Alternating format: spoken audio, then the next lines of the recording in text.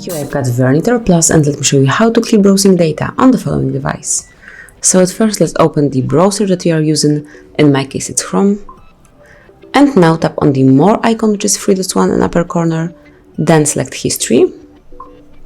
And now you can either delete each page by tapping on the bin icon, or you can perform a clear browsing data, the whole one, so click on clear browsing data over there, and now select the options that you would like to have, that you would like to delete. So if you would like to delete saved passwords, out of fill form data, just check it as well, and then select the period of time from which you would like to erase the content. So I will pick the last option, so beginning of time, but you can obviously pick last 4 weeks, few hours, or the option that you like most.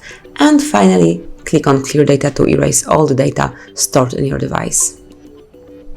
As you can see, clearing browsing data, and now there's no history here, no password or autofill forms. So that is all. This is how you can simply erase all the contents from your browser. So this is how you can wipe browsing data. Thank you for watching. Please subscribe our channel and leave the thumbs up.